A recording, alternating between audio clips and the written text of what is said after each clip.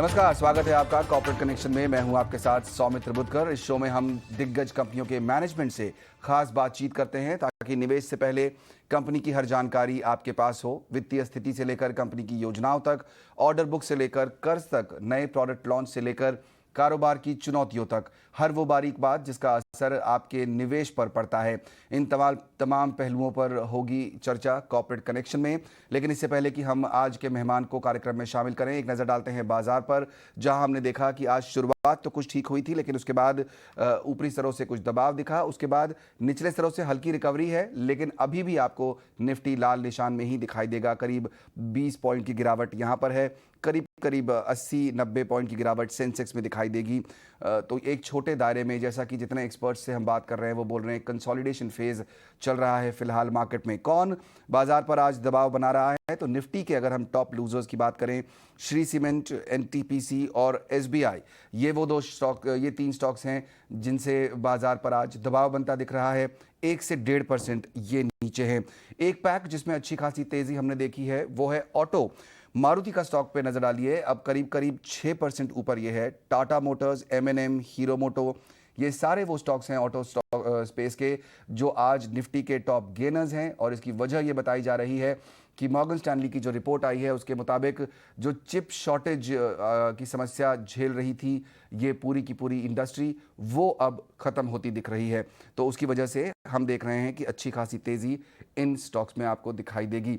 चलिए, लेकिन फोकस करेंगे आज के मैनेजमेंट पर। कॉर्पोरेट कनेक्शन में आज शामिल हो रहे हैं ब्रिगेड एंटरप्राइज के मैनेजमेंट, और हमसे खास बातचीत करने के लिए जुड़ रहे हैं कंपनी के सीएफओ अतुल गोयल। साथ ही फंडामेंटल शेयर पर राय देने के लिए हमारे साथ मार्केट के एक्सपर्ट भी होंगे। चर्चा शुरू करें इससे पहले कंपनी के बारे में एक बैकग्राउंड आपको दे देते हैं। ब्रिगेड एंटरप्राइजेज दक्षिण भारत की एक दिग्गज रियल एस्टेट कंपनी है।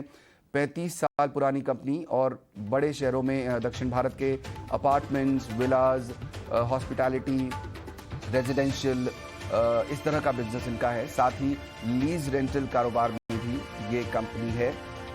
बेंगलुरु में काफ़ी बड़ा इनका मार्केट है और उसके अलावा दक्षिण भारत के बाकी हिस्सों में भी।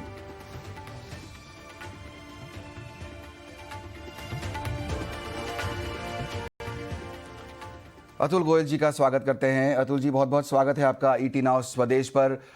सबसे पहला सवाल, जाहिर तौर पर मैं जानता हूं हर कोई आपसे यही पूछता होगा, लेकिन अभी जो एनवायरनमेंट हम देख रहे हैं, लॉकडाउन की स्थिति अब ख़त्म हो रही है, रिकवरी दिखाई दे रही है इकॉनमी में, इसका एक बड़ा असर पड़ता है आप जैसी कंपनियों पर। आपने पिछले क्वार्टर में किस तरह की डिमांड एनवायरनमेंट देखी है? नमस्कार। देखिए, डिमांड एनवायरनमेंट बहुत अच्छा है। आई थिंक अगले पिछले 6-8 सालों के बाद रियल स्टेट में डिमांड आई है और वो रियल डिमांड है। उसका रीजन ये है कि इकोनॉमी का ग्रोथ बहुत अच्छा है। आईटीएस जो है वो बहुत अच्छा कर रहा है। और अगर आप देखेंगे हैदराबाद, बैंगलोर, चेन्नई जो है वो आईटी के गढ़ हैं, तो उससे बहुत इम्पैक्ट हो रहा है, बहुत ज्यादा जॉब क्रिएशन हो रहा है। जो रियल स्टेट है उसमें एक तो कंसोलिडेशन है, तो अच्छे डेवलपर्स के पास मार्केट शेयर ज्यादा बढ़ रहा है। और दूसरा ये है कि जो इंटरेस्ट रेट है वो लोएस्ट है। तो मेरे को लगता है हर जगह ग्रोथ जो है वो आ रही है और मेरे को लगता है आगे भी कंटिन्यू रहेगी। ओके, उनका कहना है कि इकॉनमी में रिवाइवल आ रहा है। एग्जैक्टली वही बात आपने भी कही कि डिमांड इस तरह की बढ़ रही है। मैं ये समझना चाहता हूं कि क्या आपने टिकट साइज में कुछ बदलाव होते हुए देखा है? एक लॉजिक ये था कि करीब साल, 1.5 साल, 2 साल से लोग अपने घर में थे, वो कुछ खर्च नहीं कर पा रहे थे। अब उन्हें समझ में आ रहा है कि जब इकॉनमी खुल रही है, जो भी सेविंग्स थोड़ी बहुत जो लोग कर पाए हैं वो अब बड़े इन्वेस्टमेंट में करना चाहते हैं, और जाहिर तौर पर प्रॉपर्टी एक बड़ा इन्वेस्टमेंट होता है। क्या आपको लगता है कि टिकट साइज में कोई बदलाव आया है, जो आपका एवरेज टिकट साइज था अभी तक उससे मुकाबले? डेफिनेटली मेरे ख्याल से अगर आप देखेंगे, पहले टू अफोर्डेबल हाउसिंग में 2 बेडरूम की डिमांड अच्छी थी, लेकिन अब slowly because work from home है, लोग अपने घरों से काम कर रहे हैं और लोगों के पास, जैसा कि आपने कहा, सेविंग्स हैं, लोग जो है 1 स्टेप आगे जाना चाहते हैं और काफी 3 बेडरूम अपार्टमेंट्स की डिमांड है। तो हर एक डेवलपर अपने जैसी डिमांड है उस हिसाब से अपने रिक्वायरमेंट्स और लॉन्चेस को चेंज कर रहा है। बट डेफिनेटली पहले से हायर हायर रूम्स की जो है वो डिमांड बढ़ी है, और definitely this has increase the cost also. But मेरे को लगता है हम जनरली मिड इनकम हाउसिंग में हैं, और वहाँ हमको 60 लाख से 1.5 करोड़ के बीच का बहुत स्वीट स्पॉट है जिसपे कि लोग आज की तारीख में बुकिंग कर रहे हैं। ओके, यहाँ पर ये भी समझना ज़रूरी है कि आपका जो हॉस्पिटैलिटी बिजनेस है, होटल बिजनेस है, अब धीरे धीरे ट्रैवल बढ़ रहा है, जैसा कि हम देख रहे हैं। भारत से तो लोग बाहर जा ही रहे हैं, अब इंडियन गवर्नमेंट ने भी अलाउ कर दिया है, वो लोग भी वीज़ा दे रहे हैं, तो अब फॉरेन ट्रैवल भी बढ़ेगा। और बैंगलोर एक बड़ा फॉरेन डेस्टिनेशन है हमारे देश के लिहाज से, जहाँ पर आप हैं। साउथ इंडिया एक बड़ा डेस्टिनेशन है। किस तरह की ऑक्यूपेंसी बढ़ते हुए देख रहे हैं आप? ARR जो है होटल बिजनेस में, इंटरनेशनल बिजनेस में, किस तरह का है? देखिए, ऑक्यूपेंसी तो फिर भी बढ़ रही है, लेकिन ARR एक प्रॉब्लम है, बिकॉज अभी भी 60% प्री कोविड लेवल पे है। मेरे को लगता है धीरे धीरे, जैसे कि आपने देखा है इनलैंड ट्रेवल जो है वो चालू हो गया, काफी कॉर्पोरेट्स भी इनलैंड ट्रेवल करने लगे हैं, और एक बार इंटरनेशनल फ्लाइट चालू हो जाएगी तो मेरे को लगता है अगले 3-4 क्वार्टर में ये ARR वापस स्टैब्लिश हो जाएंगे, और जो होटल्स जो पहले 60 to 70% के ऊपर ऑक्यूपेंसी करते थे वो भी रिटर्न हो जाएगी। ओके, आपके नंबर्स की अगर बात करें गोयल साहब यहाँ पर, तो फिलहाल प्रॉफिटेबिलिटी का क्या स्टेटस है ब्रिगेड एंटरप्राइज का? देखिए, प्रॉफिटेबिलिटी तो बहुत रिलेटिव टर्म हो गया है आफ्टर इंड AS 115, बिकॉज आप रेवेन्यू जो है वो तभी रिकॉग्नाइज कर पाते हो जब आपका रजिस्ट्रेशन जो है वो होता है। तो इसमें 3 या 4 साल का गैप होता है, तो बीच में आपके कुछ प्रोजेक्ट्स आएंगे, कुछ प्रोजेक्ट्स कंप्लीशन पे होंगे, कुछ प्रोजेक्ट कंप्लीट हो जाएंगे, तो ये एक साइकिल है। तो धीरे धीरे जो आपको ऑपरेशन जो है वो रियल स्टेट के ज्यादा देखने चाहिए, कैश कलेक्शंस और sale rather than accounting. Definitely हमने इस बार पैट आफ्टर MI प्रॉफिट किया है, लेकिन ये ऑल डिपेंडेंट है कि आप कैसे रजिस्ट्रेशन आपका आगे बढ़ता है और कैसे रेवेन्यू रिकॉग्नाइज हो रहा है बुक्स में। ओके, इस बीच अपने दर्शकों को हम दिखा देते हैं। एक सवाल ये बनता है कि पिछले क्वार्टर में कितने प्रोजेक्ट्स आपकी कंपनी कंप्लीट कर पाई है, और अब अगले जो सेकंड हाफ है उसमें आप लोगों का टारगेट क्या है? देखिए, हमने पिछले क्वार्टर में करीबन 10 लाख स्क्वायर फीट हमने कंप्लीट किया था, और आगे भी कंप्लीशन चलता रहेगा। ये एक रोलिंग साइकिल है। अभी हमारे यहाँ पे ओवरऑल अगर आप देखेंगे जो ऑनगोइंग प्रोजेक्ट है वो करीबन 17 मिलियन है। तो ये धीरे धीरे आगे बढ़ता जाएगा, और हमें लगता है अगले 2 क्वार्टर में अच्छी कंप्लीशंस जो पहले प्रोजेक्ट चालू थे उसमें आएंगे। एक और सवाल जो मुझे लगता है कि आपकी कंपनी से आपसे लोगों ने कई बार पूछा होगा, वो ये कि दक्षिण भारत में तो बहुत बड़ी पहुंच है आपकी, आप काफ़ी सबसे one of the biggest players हैं वहां पर, लेकिन क्या आप लोगों का ब्रिगेड एंटरप्राइजेस का कोई प्लान है देश के दूसरे हिस्सों में जाने का? नहीं, देखिए, हमारा कोई प्लान नहीं है। हमें लगता है कि साउथ इंडिया हमारी स्ट्रेंथ है और हम यहीं पे हमें ऑपरेट करना चाहिए। हमारा अभी तक ज्यादातर सेल जो है बेंगलुरु थी, हमने हैदराबाद और चेन्नई में एक्सपेंड किया है, और हम चाहते हैं पहले इस मार्केट को पूरा डिस्कवर कर लें, उसके बाद सोचेंगे आगे हमें नॉर्थ में या वेस्ट में जाना है कि नहीं। करेक्ट है। एक खबर ये भी है अतुल जी कि जून महीने में आपने QIB के जरिए पैसे जुटाए हैं, किस तरह इस्तेमाल हो रहे हैं, और आगे क्या कुछ और पैसे जुटाने की योजना है कंपनी की? नहीं, अभी कोई भी योजना नहीं है आगे जुटाने की पैसे की, बट हमने ये जो 500 करोड़ लिए थे जनरली लैंड बाइंग के लिए लिए थे, बिकॉज रेजिडेंशियल की डिमांड बहुत अच्छी है। तो वो प्रोसेस चल रहा है। अभी धीरे धीरे हम लोग लैंड आइडेंटिफाई कर रहे हैं, और आपको दिखेगा कि हम जो इन्वेस्टमेंट है वो आगे क्वार्टर्स में दिखेगा।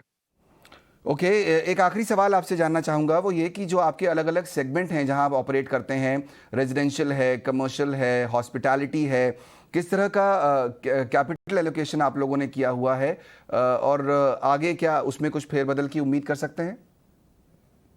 देखिए, मैक्सिमम कैपिटल एलोकेशन लीजिंग में है। हमारे पास 8.2 मिलियन जो है वो स्क्वायर फीट का जो है लीजिंग सेगमेंट है, तो मेरा 73 to 75% एलोकेशन जो है वहाँ पे लीजिंग में है, और क्योंकि वो कैपिटल इंटेंसिव होता है इसलिए वहाँ पे कैपिटल एलोकेशन है।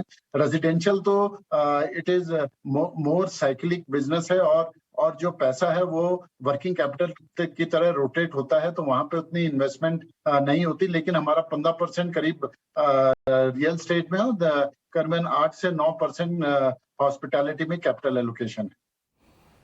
अतुल गोयल जी, बहुत बहुत शुक्रिया आज ईटी नाउ स्वदेश के साथ जुड़कर हमारे साथ चर्चा करने के लिए। ब्रिगेड एंटरप्राइजेस के सीएफओ अतुल गोयल बताते हुए कंपनी की फिलहाल जो स्थिति है वो और आने वाले दिनों के प्लान्स भी हमसे शेयर करते हुए। अविनाश गोरक्षकर हमारे साथ जुड़ गए हैं शेयर बाजार के लिहाज से कंपनी पर नजरिया देने के लिए। अविनाश, आपने सुना मैनेजमेंट को, काफ़ी साफ बातें उन्होंने की और कुछ प्लान्स हमारे साथ शेयर किए। हमने देखा कि डिमांड काफ़ी हद तक बढ़ी है रियल एस्टेट स्पेस में पिछले कुछ समय में। अच्छे घर बिक रहे हैं अब, जैसा कि गोयल साहब भी बता रहे थे। आपका क्या नजरिया है इस पूरे स्पेस पर और उसके अलावा ब्रिगेड एंटरप्राइजेस पर? मुझे लग रहा है कि देखिए ये स्पेस में आगे के क्वार्टर्स काफी अच्छे आने की उम्मीद है। जैसे मैनेजमेंट ने कहा है कि कोविड का इम्पैक्ट जितना स्लोली नॉर्मलाइज हो रहा है, इसका मतलब क्या है कि second half of FY22 will be much better.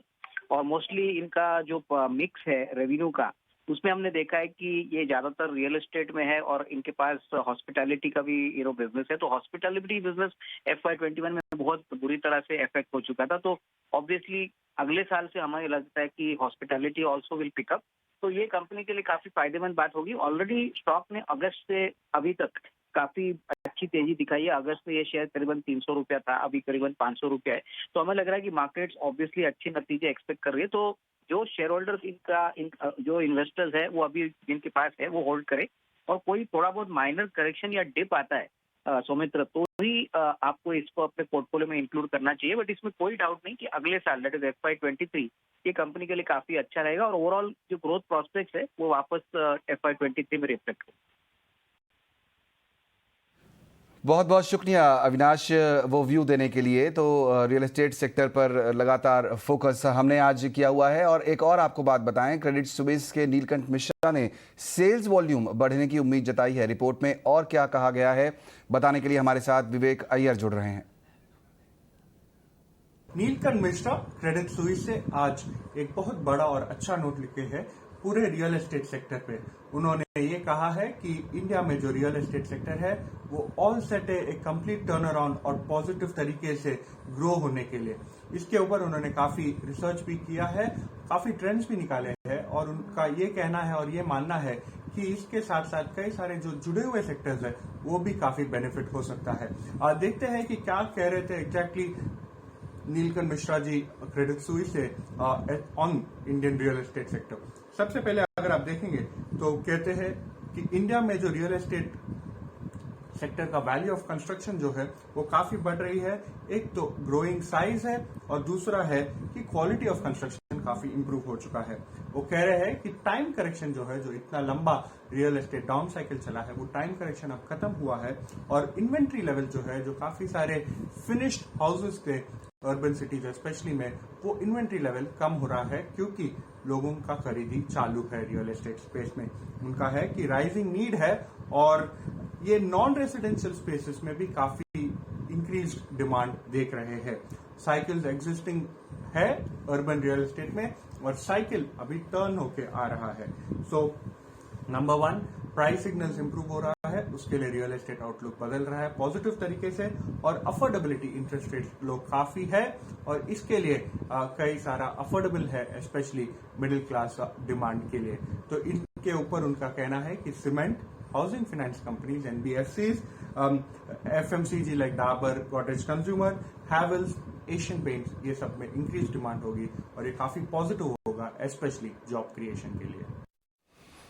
तो रियल एस्टेट सेक्टर पर काफ़ी बुलिश हैं यहाँ पर न सिर्फ ब्रोकरेजेस बल्कि मार्केट एक्सपर्ट्स भी, और कंपनियों को भी भरोसा है कि आने वाले दिनों में डिमांड बनी रहेगी।